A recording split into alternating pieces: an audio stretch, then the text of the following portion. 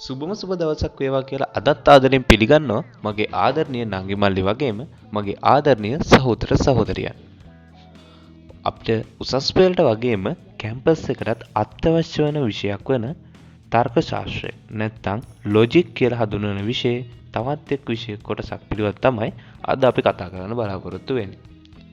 අද අපි කතා කරන්න බලාපොරොත්තු වෙන්නේ ප්‍රස්තුත හා වාක්‍ය. ප්‍රස්තුත හා වාක්‍ය කියන ප්‍රධාන මාතෘකාව ගැන තමයි අද අපි සරලව තේරෙන විදිහට කතා කරන්න බලාපොරොත්තු වෙන්නේ. එහෙනම් අපි මෙතනින් ඉස්සරහට වැඩේ පටන්ගෙන කරගෙන යමු.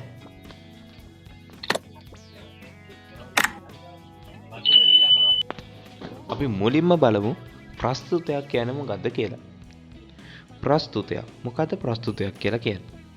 ප්‍රස්තුතයක් කියලා සරලවම හඳුන්වන්නේ වාක්‍යයක් කියන එක. වාක්‍යයකට තමයි ප්‍රස්තුතයක් කියලා කියන්නේ. සෑම ප්‍රස්තුතයක්ම වාක්‍යයක් වෙන නමුත් සෑම වාක්‍යයක්ම ප්‍රස්තුතයක් නොවේ. අන්න ඒක අපි හොඳින් මතක තියාගන්න ඕනේ. සෑම ප්‍රස්තුතයක්ම වාක්‍යයක් වුණාට සෑම වාක්‍යයක්ම ප්‍රස්තුතයක් වෙන්නේ නැහැ. ප්‍රස්තුතයක් අනිවාර්යයෙන්ම ව්‍යාකරණ කූල වෙන්න ඕනේ. ප්‍රස්තුතයක් ගත්තාම ඒක අනිවාර්යයෙන්ම ව්‍යාකරණ කූල වෙන්න ඕනේ. ප්‍රස්තුතයක් කියලා ගත්තාම අර්ථවත් විස්තරාත්මක හා සිද්ධිවාචක ප්‍රකාශනයක් කියලාත් අපිට කියන්න පුළුවන්. මොකද ප්‍රස්තුතයක් කියන්නේ? ප්‍රස්තුතයක් යනු අර්ථවත් විස්තරාත්මක හා සිද්ධිවාචක ප්‍රකාශනයක්. ආයි බලමු. අර්ථවත් විස්තරාත්මක හා සිද්ධිවාචක ප්‍රකාශනයක් තමයි අපි ප්‍රස්තුතයක් කියලා හඳුන්වන්නේ. මේ ප්‍රස්තුතේ ව්‍යාකරණ කූල වෙන්නත් ඕනේ. මේ විදියට ගත්තට පස්සේ ප්‍රස්තුතයක් නම් ඒක අනිවාර්යයෙන්ම විස්තරාත්මක වෙන්නත් ඕනේ, අර්ථාන්විත වෙන්නත් ඕනේ. අපි උදාහරණයක් කරන් බලමු. නුවර වැවක් ඇත. නුවර වැවක් ඇත. එතකොට මේ ප්‍රස්තුතය ගත්තට පස්සේ මේක අර්ථයක් තියෙනවා. මේ වාක්‍ය ගත්තට පස්සේ නුවර වැවක් ඇත. නුවර වැවක් තියෙනවා. එහෙනම් මේ වාක්‍යෙට අර්ථයක් තියෙනවා. ඒ වගේම විස්තරාර්ථක. මේක සිද්ධිවාචකයි. ඒ කියන්නේ නුවර වැවක් තියෙනවා. එතකොට අපිට ගත හැකි නුවර වැවක් ඇත කියන වාක්‍යේ මේක ප්‍රස්තුතයක්. එහෙනම් ප්‍රස්තුතයකට උදාහරණයක් තමයි නුවර වැවක් ඇත කියන එක. එතකොට අපිට මේ විදිහට ප්‍රස්තුතයක් කියන්නේ මොකක්ද කියලා සරලවම හඳුනා ගන්න පුළුවන්. ප්‍රස්තුතයේ සත්‍ය හෝ අසත්‍ය වෙන්න පුළුවන්. මේක විස්තරාත්මක වෙන්න ඕනි. මේක ව්‍යාකරණ කූල වෙන්න ඕනි. මේක අර්ථවත් වෙන්න ඕනි. එහෙම වාක්‍යයක් තමයි ප්‍රස්තුතයක් කියලා කියන්නේ. එහෙනම් අපි ඊළඟට බලමු ඇරිස්ටෝටල් සිව්වැදෑරුම් ප්‍රස්තුත මොනවද කියලා. ඒ කියන්නේ ඇරිස්ටෝටල් විසින් හඳුන්වලා දීපු ප්‍රස්තුත හතරක් තියෙනවා. ඇරිස්ටෝටල් මහතා විසින් හඳුන්වලා දීපු ප්‍රස්තුත හතරක් තියෙනවා. අපි ඒකට කියන්නේ ඇරිස්ටෝටලියානු සිව්වැදෑරුම් ප්‍රස්තුත කියලා. මොනවද මේ ඇරිස්ටෝටියානු සිව්වැදෑරුම් ප්‍රස්තුත? අපි මේ විදිහට බලමු. ප්‍රස්තුත හතරක් තියෙනවා. පළවෙනි ප්‍රස්තුතය තමයි සාමාන්‍ය ප්‍රතිජානන ප්‍රකාශන. ඒ කියන්නේ සාමාන්‍ය ප්‍රතිජානන ප්‍රස්තුත. දෙවෙනි එක තමයි සාමාන්‍ය ප්‍රතිෂේධන ප්‍රස්තුත. සාමාන්‍ය ප්‍රතිෂේධන ප්‍රස්තුත. ඊළඟ එක තමයි විශේෂ ප්‍රතිජානන ප්‍රස්තුත. ඊට පස්සේ හතරවෙනි එක තමයි විශේෂ ප්‍රතිෂේධන ප්‍රස්තුත. දැන් අපි මේ හතර කතා කළා. මේ හතර ගත්තට පස්සේ මේ හතර කියවෙන ඒ කියන්නේ අනු අංග. ඒ කියන්නේ මේ හතර කොහොමද කියලා අපිට හොයාගන්න තවත් විශේෂ කරුණු කිහිපයක් බලපානවා. ඒ තමයි සාමාන්‍ය ප්‍රතිජානන ප්‍රස්තුත. සාමාන්‍ය ප්‍රතිජානන ප්‍රස්තුත නැත්නම් ඒ ප්‍රකාශනයක් පටන් ගන්නෙ සියලු. සියලු වේ. සියලු වේ නම් ඒක සාමාන්‍ය ප්‍රතිජානන ප්‍රස්තුතයක්. ඒ වගේම මොකක් හරි නමක් හරි කියන්නේ කමල් හරි එහෙම මොකක් හරි එක් පුද්ගලයෙක් දීලා වේ කියලා ළඟට තියෙනවා නම් ඒකත් සාමාන්‍ය ප්‍රතිජානන ප්‍රස්තුතයක්. ඒ කියන්නේ ඇත යන අර්ථයේ ප්‍රස්තුතයක්. එහෙනම් සියලු වේ. ඊළඟට බලමු සාමාන්‍ය ප්‍රතිෂේධන. සාමාන්‍ය ප්‍රතිෂේධන ප්‍රස්තුතයක් නම් කිසිම නොවේ. සාමාන්‍ය ප්‍රතිෂේධන නම් කිසිම නොවේ. ඒ කියන්නේ ඊ ප්‍රස්තුතයක්. කිසිම නොවේ.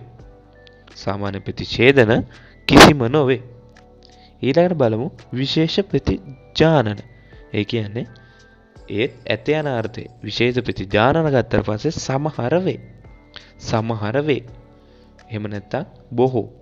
සමහර නැත්නම් අපිට කියන්න පුළුවන් බොහෝ, එක් හැර, ඉද හිට, බහුතරයක් වගේ වාක්‍ය මුලට ඇවිල්ලා ඊට පස්සේ වේ කියලා අගට එනවනම් ඒක විශේෂ ප්‍රතිජානන. ඒ කියන්නේ අයි එක. ඊළඟට බලමු ඕ එකක්. ඕ එකක් නම් සමහර නොවේ. ඒ නැත්නම් යන අර්ථය සමහර නොවේ, සියලු නොවේ, කිහිප දෙනෙක් ඒ වගේ වාක්‍ය ඇවිල්ලා අගට නොවේ කියලා එනවා නම් ඒක විශේෂ ප්‍රතිඡේදන. මේ හතර අනිවාර්යයෙන්ම මතක තියාගන්න ඕනේ මේ දාන අංගත් එක්ක. අපි ආයි සරලව බලමු. සාමාන්‍ය ප්‍රතිජාන ප්‍රස්තුතයට උදාහරණයක් කරන් බලමු.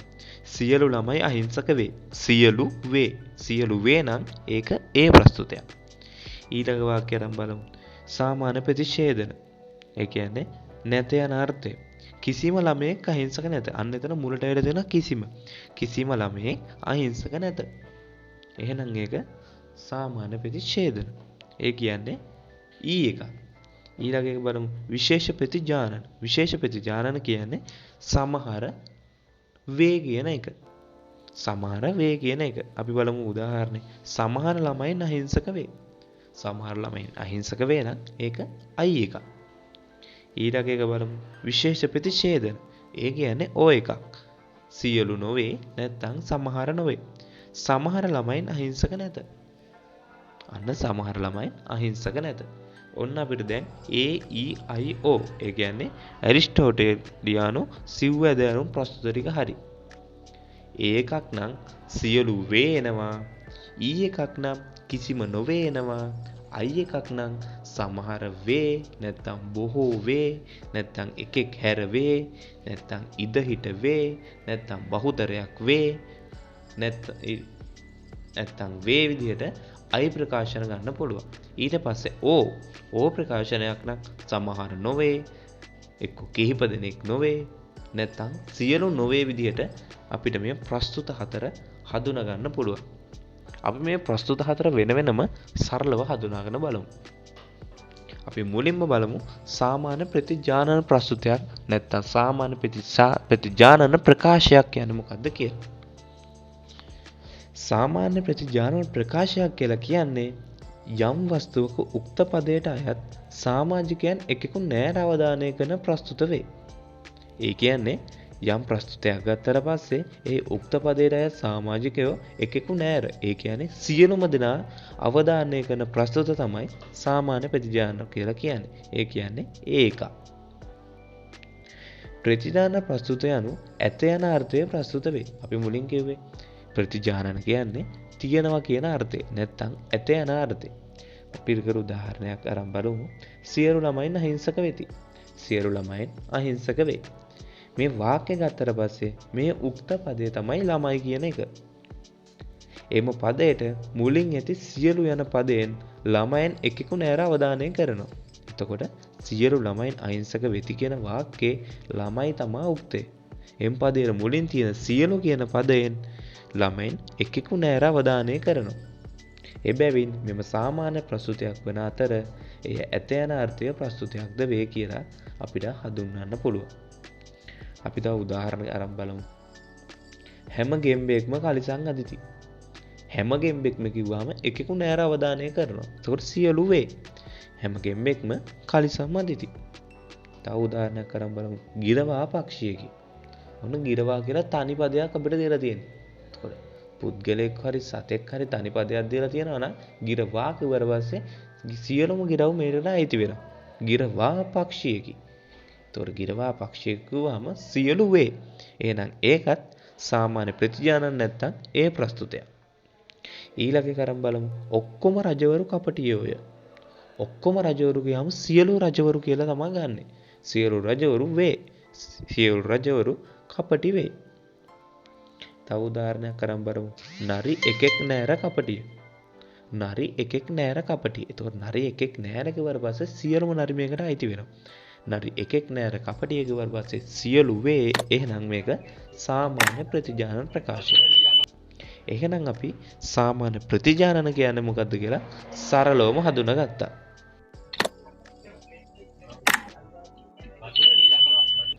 එහෙනම් අපි ඊළඟට බලමු සිව්වැදෑරුම් ප්‍රස්තුතවලන දෙවන ප්‍රස්තුතය කියන්නේ මොකක්ද කියලා. දෙවන ප්‍රස්තුතේ නැත්නම් දෙවෙනි ප්‍රකාශය තමයි සාමාන්‍ය ප්‍රතිඡේදන. සාමාන්‍ය ප්‍රතිඡේදන කියන්නේ නැත යන අර්ථයේ වාක්‍ය. කිසියම් ප්‍රස්තුතයක උක්ත පදයෙන් හැගෙන සමාජිකයන් එක්කෙකු නෑර අවධානය කරන නැත යන අර්ථයේ ප්‍රකාශන තමයි සාමාන්‍ය ප්‍රතිෂේධන ප්‍රකාශන කියලා කියන්නේ. ඒ කියන්නේ කිසියම් ප්‍රස්තුතයක් ගත්තට පස්සේ උක්ත පදයෙන් හැගෙන සමාජිකයන් එක්කෙකු නෑර අවධානය කරන්නේ නැහැ. ඒ කියන්නේ එක්කෙකු නෑර අවධානය කරන්නේ නැහැ. එතකොට සියලු කියන වාක්‍ය නෙමෙයි. එතකොට කිසිම කියලා එනවා. සියලු නෙමෙයි කිසිම. උදාහරණයක් කරන් බලමු. කිසිම ළමයෙක් අහිංසක නැත. කිසිම කියන පටන් අරගෙන නැත කියන නැත අර්ථයෙන් අවසන් වෙනවා. කිසිම ළමයෙක් අහිංසක නැත. එහෙනම් මේක සාමාන්‍ය ප්‍රතිෂේධන ප්‍රස්තුතයක්. ඒ කියන්නේ එකක්.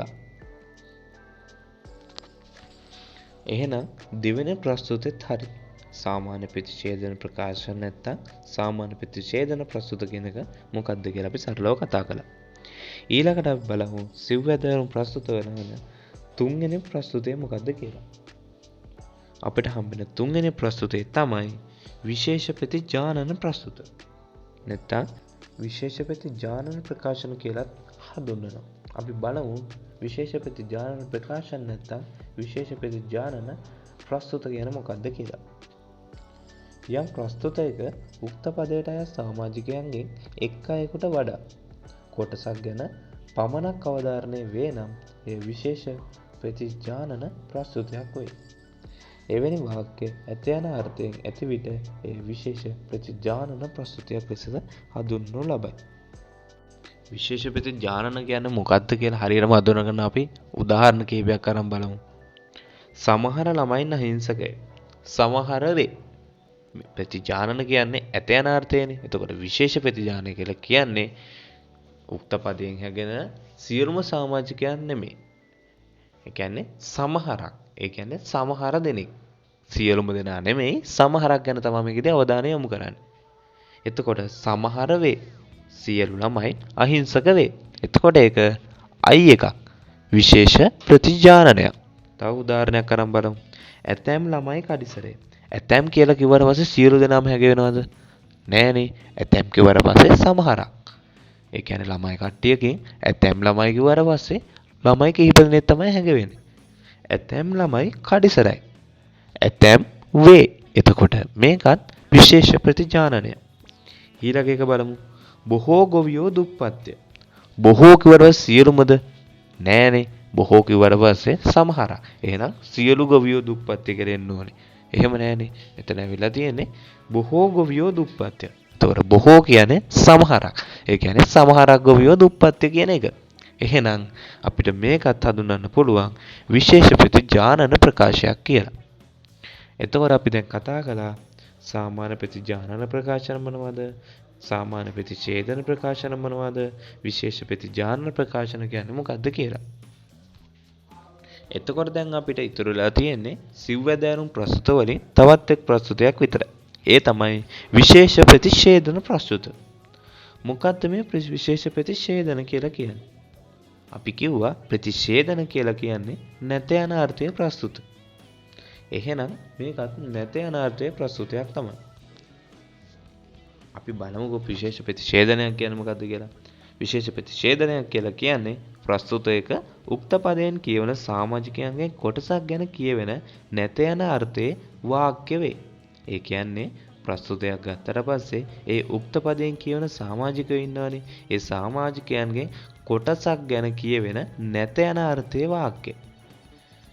ප්‍රතිඡේදන කියන්නේ නැත යන වර්ගයේ වාක්‍ය. ඒ කියන්නේ මේකෙත් කියවෙන්නේ සමාජිකයන්ගේ කොටසක්. ඒ කියන්නේ සමහරක් කියන එක. සමහරක් නැත්තම් අපිට ගන්න පුළුවන් බොහෝ, එක් හැර, ඉදහිට, බහුතරයක් කියලා ගන්නත් පුළුවන්. එතකොට ඕ ප්‍රස්තුතේ අපිට සමහර නැත්තම් සියලු නොවේ කියන එකත් ගන්න පුළුවන්. සමහර නොවේ, කිහිප දෙනෙක් නොවේ, සියලු නොවේ කියන එක අපිට ඕ ප්‍රස්තුතේදී හඳුනා ගන්න පුළුවන්. අපි උදාහරණයක් කරන් බලමු. සමහර ළමයින් අහිංසක නැත. එතකොට මෙතනදී සමහර නැත. සමහර නැතනම් ඒක විශේෂ ප්‍රතිඡේදනය. ඒ කියන්නේ ඕ එක. තව උදාහරණයක් කරන් බලමු. දෙදෙනෙකු හැර ළමයින් බත් කති. දෙදෙනෙකු හැර කිව්වට පස්සේ මෙතනින් දෙදෙනෙක් හැර අනිත් සියලු දෙනා. දෙන්නෙක් හැර අනිත් සියලු දෙනා බත් කනවා කියලා කියන්නේ. එතකොට දෙදෙනෙක් හැර අනිත් සියලු දෙනා බත් කති කිව්වට පස්සේ මේක විශේෂ ප්‍රතිෂේධන නැත්තම් ඕප්‍රස්තුතයක්. එතකොට අපිට මේ විදිහට ඇරිස්ටෝටලියානු සිව්වැදෑරුම් ප්‍රස්තුත හඳුනා ගන්න පුළුවන්. සාමාන්‍ය ප්‍රතිජානන කිව්වේ සියලු වේ කියලා. ඒ කියන්නේ ඒකක්. සාමාන්‍ය ප්‍රතිෂේධන කියලා කිව්වේ නැත යන අර්ථේ. ඒ කියන්නේ ඒ ඊ එකක්. ඊට පස්සේ අපි කතා කරා විශේෂ ප්‍රතිජානන. විශේෂ ප්‍රතිජානන කිව්වේ සමහර වේ කියන එක. එතකොට ඒක අයි එකක්. ඊළඟට අපි කතා කරා විශේෂ ප්‍රතිඡේදන. ඒ කියන්නේ ඒක ඕ එකක්.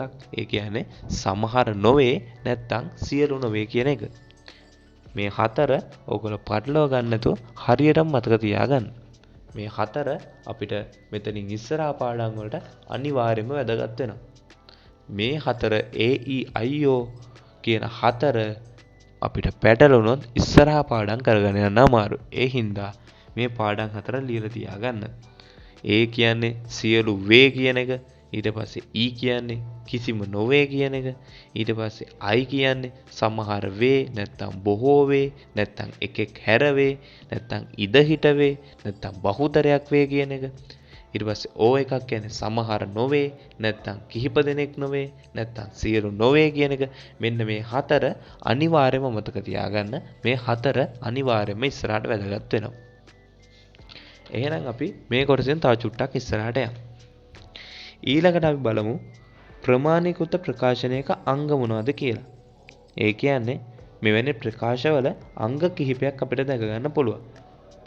මේ අංග තමයි පළවෙනි අංගේ තමයි ප්‍රමාණ ලකුණ. පළවෙනි අංගේ තමයි ප්‍රමාණ ලකුණ. ඊට පස්සේ දෙවෙනි අංගේ තමයි උක්තය. වාක්‍යයක උක්තය. නැත්තම් අපිට ඒක හඳුන්වනවා වාච්‍ය පදේ කියන එක. ඊළඟ තුන්වෙනි එක තමයි ආඛ්‍යාතය. ආඛ්‍යාතය නැත්තම් වාචක පදය. හතරවෙනි ප්‍රකාශන අංගය තමයි ඈදුම. ඒ කියන්නේ වාක්‍ය අවසාන සම්බන්ධ. ඒක තමයි ඈදුම. ආයි බලමු ප්‍රමාණ ලකුණ, උක්තය නැත්තම් වාච්‍ය පදය, ඊට පස්සේ ආඛ්‍යාතය, ඒ කියන්නේ වාචක පදය, ඊට පස්සේ ඈදුම, ඒකට කියනවා සම්බන්ධකය කියලා. අපි උදාහරණ කිහිපයක් අරගෙන මේ කොටස් අතර වෙන වෙනම විමසා බලමු. මේ විදියට බලමුකෝ. පළවෙනි උදාහරණය තමයි සියලු ළමයින් අහිංසක වෙති. කියන්න බලන්න මේ වාක්‍යයේ ප්‍රමාණ ලකුණ මොකද්ද? උක්තය මොකද්ද? ආඛ්‍යාතය මොකද්ද? ඈදුම් මොකද්ද කියලා. ලියා ගන්න බලන්න. ඔන්න එහෙනම් දැන් මම උත්තර ටික කියනවා බලන්න ඔයා ලියාගත්ත එක හරිද කියලා. සියලු ළමයින් අහිංසක වෙති. මේ වාක්‍යයේ සියලු කියන්නේ මොකද්ද? සියලු තමයි මේ වාක්‍යයේ ප්‍රමාණ ලකුණ. සියලු තමයි මේ වාක්‍යයේ ප්‍රමාණ ලකුණ. ඊළඟට ළමයි. ළමයි තමයි මේ වාක්‍යයේ උක්තය කියලා කියන්නේ. නැත්තම් වාච්‍ය පදේ කියලා කියන්නේ. ඊළඟ පදේ අහිංසක. අහිංසක කියන්නේ මොකද්ද? අහිංසක තමයි මේ වාක්‍යයේ ආඛ්‍යාතය. ආඛ්‍යාතය නැත්තම් වාචක පදේ කියලා කියන්නේ. ඊට පස්සේ වෙති තමයි මේකේ ඈදුම කියලා කියන්නේ. නැත්තම් වාක්‍ය සම්බන්ධකය කියලා කියන්නේ. බලන්න හරිද කියලා ලියාගත්ත උත්තරේ. මම දෙන්නම් තව උදාහරණ කිහිපයක්. ඇතැම් මල් පර වෙන සුළු වේ. ලියා ගන්නකො. ඇතැම් මල් පර වෙන සුළු වේ. ඊළඟ වාක්‍යය තමයි සිසුන්ගෙන් ඇතමෙක් විවාහක වේ. සිසුන්ගෙන් ඇතමෙක් විවාහකය. සිසුන්ගෙන් ඇතමෙක් විවාහකය. ඊළඟ වාක්‍යය තමයි ඇරිස්ටෝටල් මිනිසෙකි. ඇරිස්ටෝටල් මිනිසෙකි. ලියාගත්තත්. ඔන්න එනම් මං උත්තර ටික කියනවා බලන්නකො. පළවෙනි වාක්‍යයේ කිව්වේ ඇතැම් මල් පර වෙන සුළු වේ. ඇතැම්. ඇතැම් තමයි මේ වාක්‍යයේ ප්‍රමාණ ලකුණ. මල් තමයි මේ වාක්‍යයේ උක්තය. පර වෙන සුළු. පර වෙන සුළු තමයි මේ වාක්‍ය ආඛ්‍යාතය කියලා කියන්නේ. එතකොට මේ වාක්‍ය අවසන් පදේ පර වෙන සුළු වේ කියන පදේ වේ තමයි මේ වාක්‍යයේ ඈදුම. එහෙනම් අපි ඇතැම් වල් පර වෙන සුළු වාක්‍යයේ ඈදුම මොකද්ද? ප්‍රමාණ ලකුණ මොකද්ද? උක්තේ මොකද්ද? ආඛ්‍යාතය මොකද්ද කියලා බැලුවා. ඔයාගෙත් මේ වෙනකොට ඒ ටික හරියන්න ඕනේ. ඊළඟ වාක්‍ය බලමු. සිසුන්ගෙන් ඇතමෙක් විවාහකය. මේ වාක්‍යයේ සිසුන්ගෙන් තමයි උක්තය කියලා කියන්නේ. මේ වාක්‍යවල උක්තය ප්‍රමාණ ලකුණ ඒවා මාරු වෙන්න පුළුවන්. පිළිවෙලටම දීලා නැහැ. ඒවා මාරු වෙන්න පුළුවන්. මෙන්න මේ වාක්‍යයේ දේ වෙනවා බලන්න. සිසුන්ගෙන් ඇතමෙක් විවාහකය. ඕගොල්ලෝ මෙතෙන් සිසුන්ගෙන් කියන එක ප්‍රමාණ ලකුණ ගත්තද? නෑනේ. එහෙම ගත්තනම් වැරදි. සිසුන්ගෙන් කියන්නේ උක්තය. ඊට පස්සේ ඇතමෙක් තමයි මේ වාක්‍යයේ ප්‍රමාණ ලකුණ වෙන්නේ. ඊට පස්සේ විවාහක කියන තමයි මේ වාක්‍යයේ ආඛ්‍යාතය එන්නේ. ඊට පස්සේ විවාහක ය කියන එකේ ය අකුර තමයි ඈදුම නැත්තම් සම්බන්ධකයේ වෙන්නේ. මම උනාට තව වාක්‍යයක් දුන්නානේ. ඒ වාක්‍යය තමයි ඇරිස්ටෝටල් මිනිසෙක් කියන එක.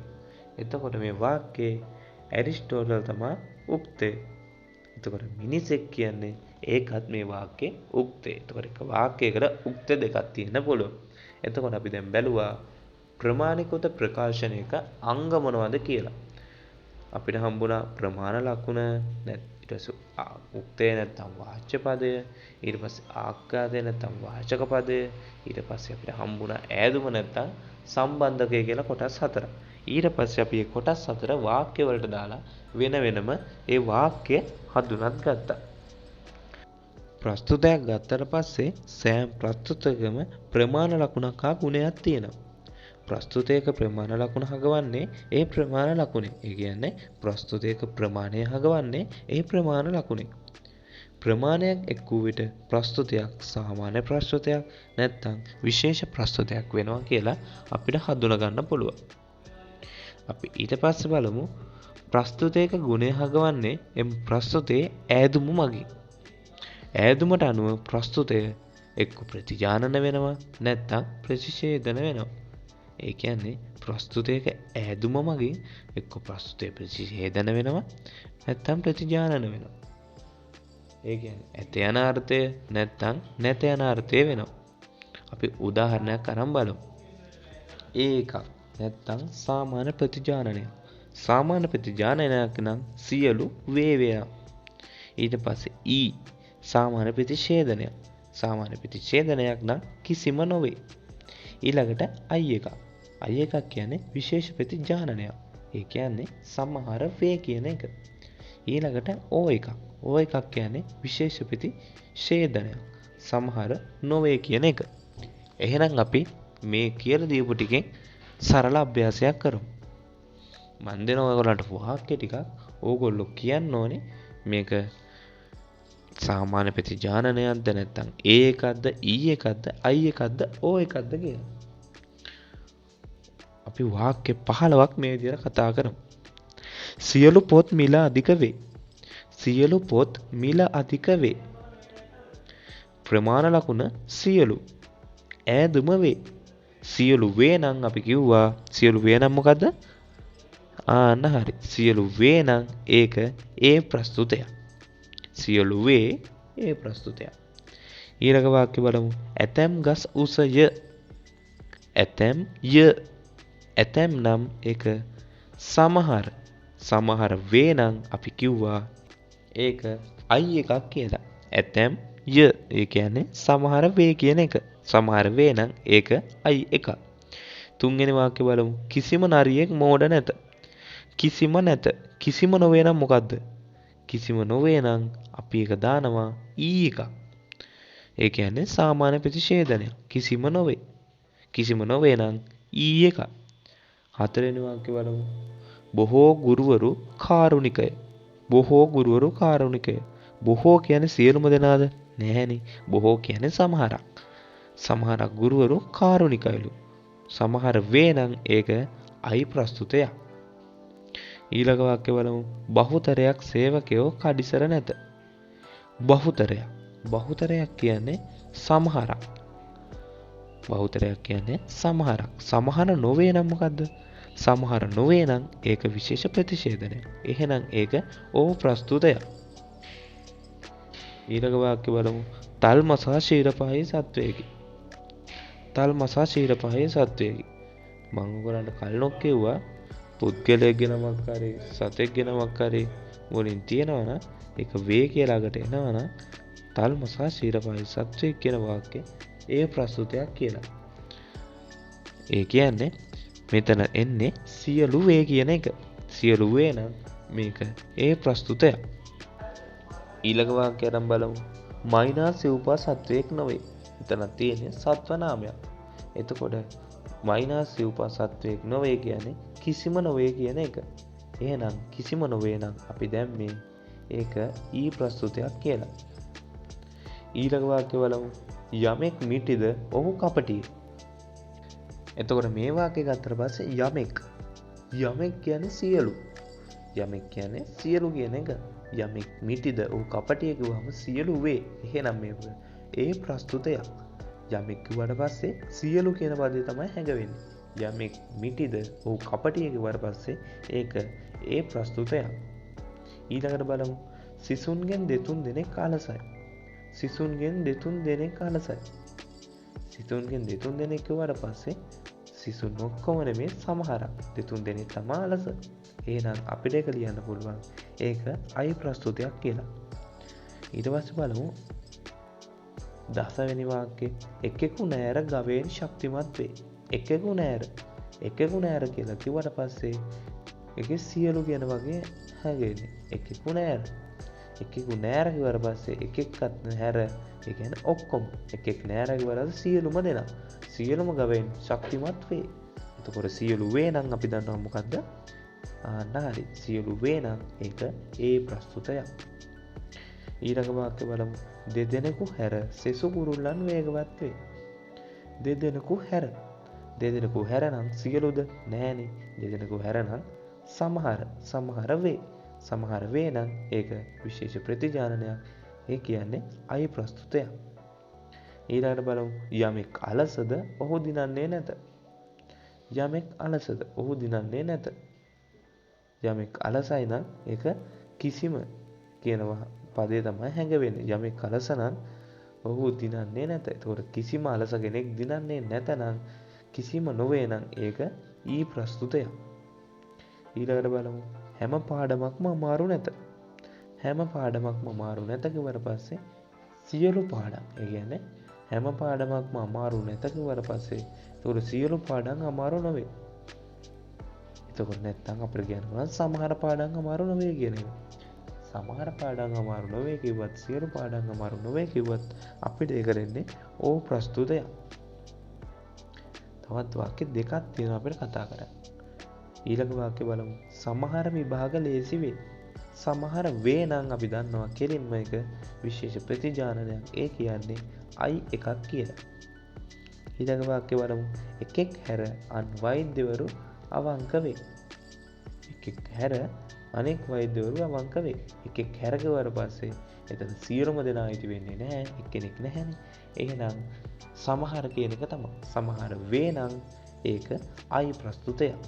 එතකොට මේ විදිහට අපිට AEIO කියන මේ සිව්වැදෑරුම් ප්‍රස්තුත හතර වාක්‍යවල හඳුනා ගන්න පුළුවන්.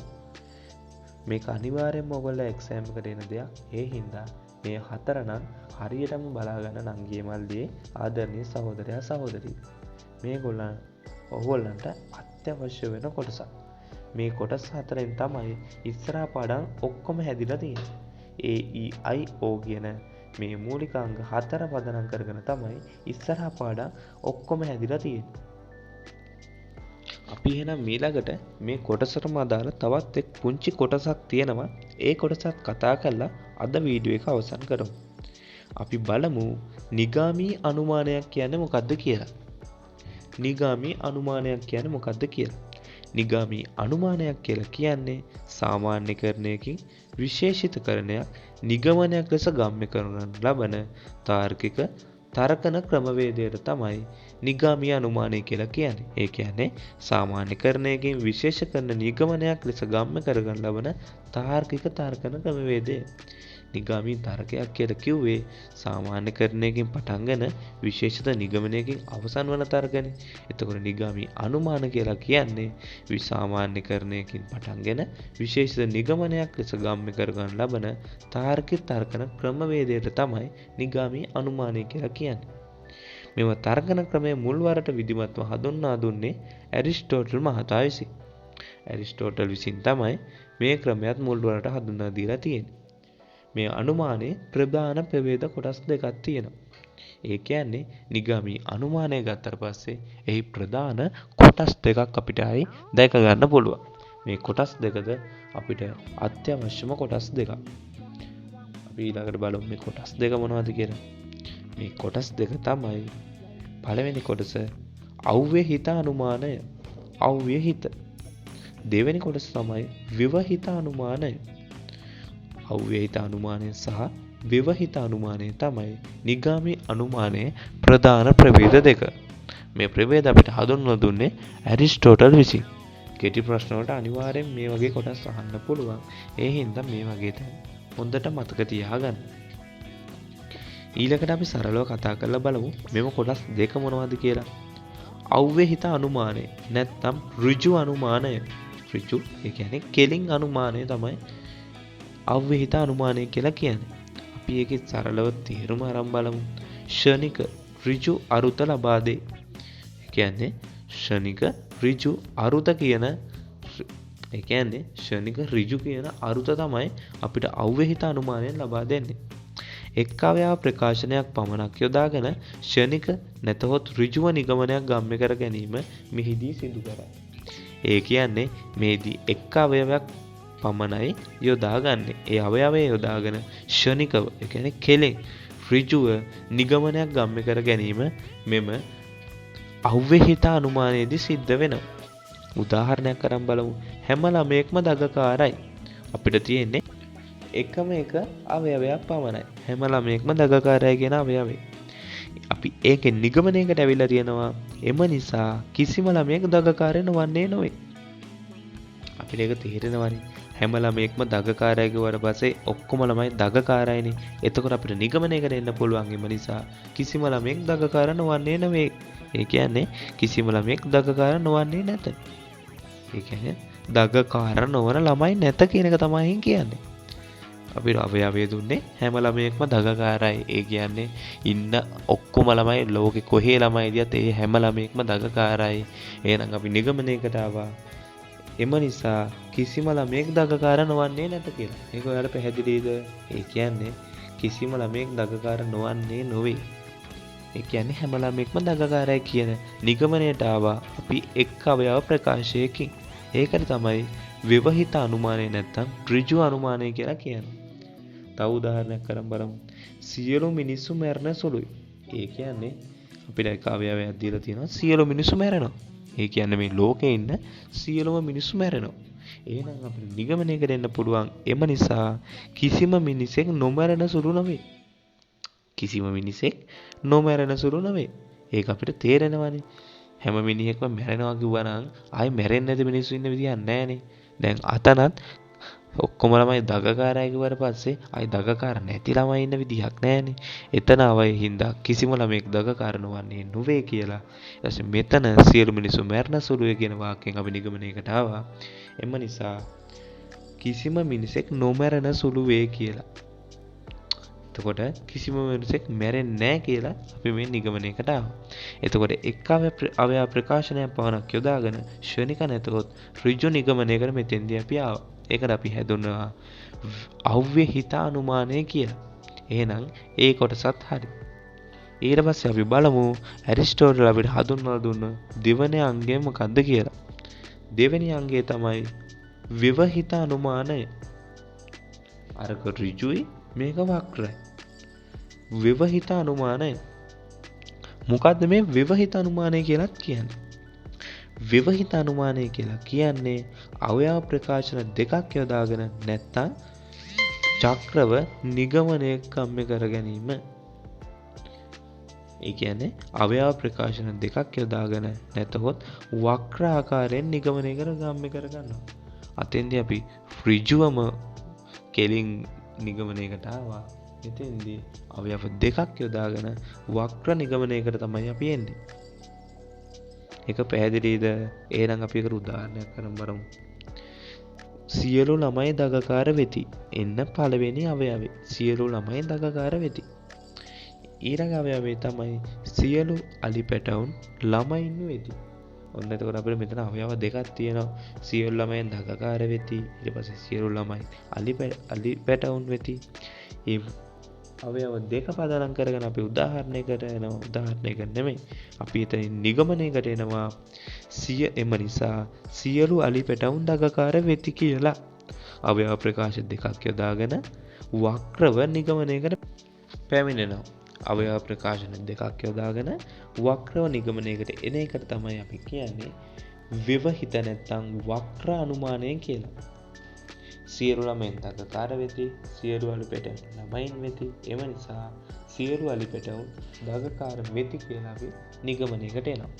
එතකොට අපි නිගාමී අනුමානයේ ප්‍රධාන කොටස් දෙක අව්‍යහිත අනුමානය සහ ව්‍යවහිත අනුමානය කියන දෙකම සරලව කතා කරලා ඉවරයි. එතකොට අපි මේ පාඩම මෙතනින් අවසන් කරමු.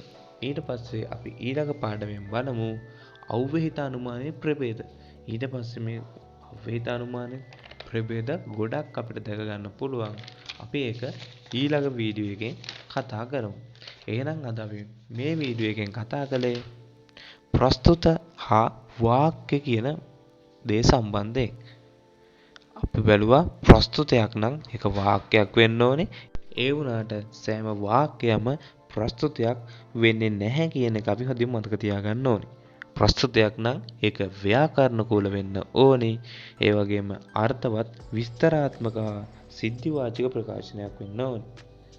එතකොට මේ විදිහට ගත්තට පස්සේ ප්‍රස්තුතයක් නම් ඒක අර්ථවත් හා සිද්ධිවාචක විස්තරාත්මක දෙයක් වෙන්න ඕනි කියලා අපි කතා කළා. ඊට පස්සේ එතෙන්දී නුවර වැවක් ඇත කියන උදාහරණයක් අපි කතා කළා. ඊට පස්සේ අපි ගියා ඇරිස්ටෝටලියානු සිව්වැදෑරුම් ප්‍රස්තුත වලට. ඒ කියන්නේ AEIO කියන හතරට. මොනවද AEIO කිව්වේ?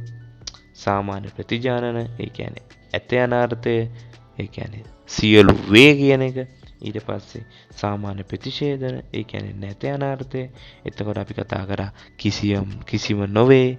එතන ඊට පස්සේ කිසිම නොවේ කියන එක. එතකොට ඒක E1. ඊට අපිට කතා කරා විශේෂ ප්‍රතිජානන කියන්නේ මොකද්ද කියලා. එක්කෝ සමහර වේ, එක්කෝ බොහෝ වේ, එක්කෝ එකෙක් හැර වේ, එක්කෝ ඉදහිට වේ, එක්කෝ බහුතරයක් වේ කියන එක අපි කතා කළා විශේෂ ප්‍රතිජානන යටතේ. ඊළඟට අපි කතා කරා විශේෂ ප්‍රතිඡේදන.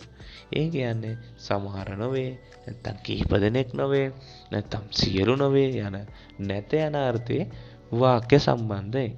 එතකොට අපි AEIO කියන හතර සම්පූර්ණයෙන්ම කතා කළා. ඊට පස්සේ සාමාන්‍ය ප්‍රතිජානන කියන්නේ මොනවද? ඊට පස්සේ සාමාන්‍ය ප්‍රතිඡේදන කියන්නේ මොකද්ද? ඊට පස්සේ විශේෂ ප්‍රතිජානන මොකද්ද? ඊට පස්සේ විශේෂ ප්‍රතිඡේදන කියන්නේ මොකද්ද කියලා හතරක් කතා කළා. ඊට පස්සේ අපි මේ හතර කතා කළා.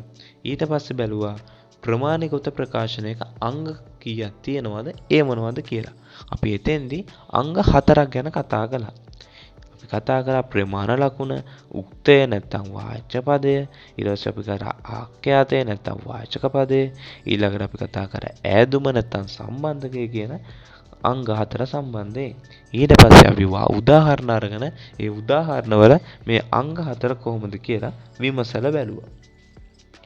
ඊට පස්සේ අපි වාක්‍ය 15ක් අරගෙන ඒ වාක්‍ය 15 තියෙන මේ අපි කතා කරපු ප්‍රස්තුත හතරේ එන ප්‍රස්තුත මොනවද කියලා බැලුවා. එතෙන්දී අපි සියලු වේ, ඇතැම් වේ, කිසිම නොවේ, බොහෝ වේ, බහුතරයක් නැත, සියලු වේ, යමෙක් වේ, සිසුන්ගෙන් වේ, එකෙකු නැර වේ, දෙදෙනෙකු හැර වේ, යමෙක් නොවේ, හැම නොවේ, සමහර වේ, එකෙක් හැර වේ විදිහට වාක්‍ය 15ක් කතා කරා. ඊට පස්සේ අපි නිගාමී අනුමාන කියන්නේ මොනවද? නිගාමී අනුමාන හඳුන්වලා දුන්නේ කවුද? නිගාමී අනුමාන ප්‍රධාන කොටස් දෙක මොනවද කියලා කතා කරා. ඒකෙදි අපිට ඇරිස්ටෝටල් විසින් හඳුන්වලා දුන්න මෙම නිගාමී අනුමානයේ ප්‍රධාන කොටස් දෙක අව්‍යහිත හා විවහිත අනුමාන යන කොටස් දෙක ගැන කතා කළා. ඊට පස්සේ අපි අව්‍යහිත කියලා කිව්වේ එක් අවයව ප්‍රකාශනයක් පදනම් කරගෙන ශ්‍රේණික නැත්නම් ඍජු නිගමනයකට එන ප්‍රස්තුත. ඊළඟට අපි කතා කරා විවහිත නැත්නම් වක්‍ර, ඒ කියන්නේ අවයව ප්‍රකාශන දෙකක් යොදාගෙන නැත්නම් වක්‍ර නිගමනයක් ගම්ම්‍ය කර ගැනීම තමයි විවහිත අනුමානය කියලා කිව්වේ. එතකොට යාළුවනේ ආදරණීය සහෝදර සහෝදරිය, අද අපි කතා කළේ ලොජික් නැත්නම් තර්ක ශාස්ත්‍රය. අපිට උසස් පෙළට වගේම අපේ කැම්පස් අධ්‍යාපනයට අත්‍යවශ්‍ය පාඩම කියන අත්‍යවශ්‍ය පාඩම් කොටසක්. මම හිතනවා මේ පාඩම් කොටස ඕගොල්ලන්ගේ සරලව මනසට යන්නේ නැති කියලා. ඕගොල්ලන්ට නොතේරිච්ච තැනක් තියෙනවා නම් ආයේ වීඩියෝ එක මුල ඉඳන් බලන්න. එතකොට ඔයාලා අපහැදිලි තැනක් තියෙනවා නම් කමෙන්ට් එකක් දාන්න, මම අනිවාර්යයෙන්ම ඒ දේ ඔයාලට කියලා දෙන්නම්. එහෙනම් යාළුවනේ ආදරණීය සහෝදර සහෝදරිය, අලුත් පාඩමකින් නැවත හමු වෙනකන් අදට මම ඔයාලගෙන් සමු ගන්නවා. ඕගොල්ලන්ගේ දැන් හෙටයින් පටන් ගන්නවා A level විභාගේ. A A level විභාගේ සාර්ථකව ලියන ආදරේ නංගි මල්ලාට ශක්තිය ධෛර්යය ලැබේවා. ඒ වගේම අපේ කැම්පස් එකේ අධ්‍යාපනය ලබන සියලු සහෝදර සහෝදරියන්ට මේ විෂය වැඩි දියුණු කරගන්න මාගේ මේ YouTube නාලිකාව අස්වැසිල්ලක් වේවා කියලා ප්‍රාර්ථනා කරනවා. එහෙනම් හොඳට හිතට අරන් පාඩම් කරන්න, මේ වගේ වැදගත් වීඩියෝ බලන්න. එතකොට ජීවිතේ ජය ගන්න මේක අස්වැසිල්ලක් වෙයි. අපි හදට ගල් ගැහුවොත් ඒ ගල් වහලකට හරි වැටේ. ඒ හින්දා හැම වෙලෙම අපිට පුළුවන් කියන අදිෂ්ඨානයෙන් වැඩ කරන්න පටන් ගන්න. එහෙනම් ආදරණීය නංගි මල්ලි සහෝදර සහෝදරිය, ඔබ සියලු දෙනාටම සුබම සුබ අනාගතයක් වේවා. සියලුම අධ්‍යාපන කටයුතු සර්ව ප්‍රකාරයෙන්ම සාර්ථක වේවා කියලා ප්‍රාර්ථනා කරනවා. එහෙනම් සියලු දෙනාටම ජයෙන් ජයම වේවා.